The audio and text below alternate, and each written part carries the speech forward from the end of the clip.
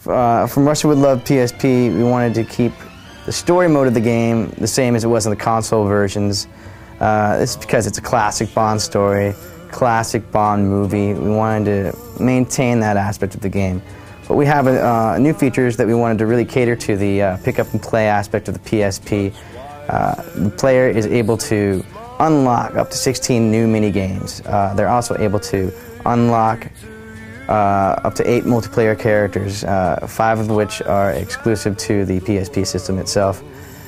We also wanted to focus more on the challenging aspects of the game to encourage the player to use the focus mode and go into the time puzzles for the combat situations, the hand-to-hand combat situations, so that they could get bonuses towards their upgrades and upgrade on the fly while they're playing the game.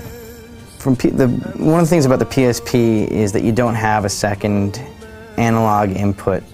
So we really wanted to concentrate on how do we give players options, how do we give them the kind of camera control they want, while not having the option of a second analog input. So what we did is we gave the player two options to control the camera.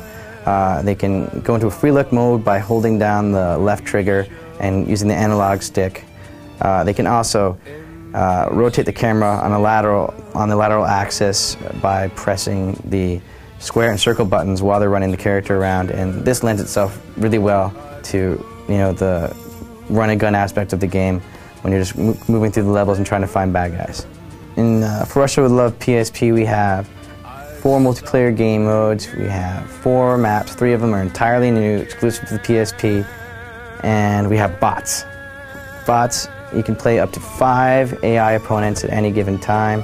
We have the new maps are pretty cool. Train's a new map.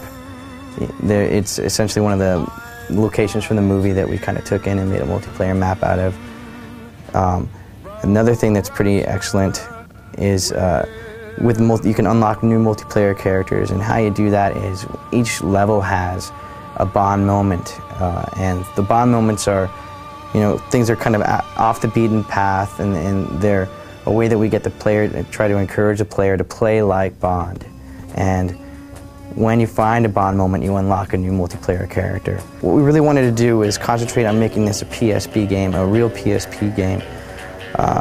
We wanted to keep the story mode the same, to offer the James Bond experience to James Bond fans. We have the story, we have Sir Sean Connery playing James Bond, but we also wanted to concentrate on really delivering an experience that PSP owners will enjoy. The target lock mechanic really lends itself well to casual gamers, but we also wanted to reward the player for using the more skill-based aspects of the game by going into the focus mode, and that gives them a faster route to weapon upgrade, and using the timer-based puzzles for the melee disables. We have ad hoc multiplayer.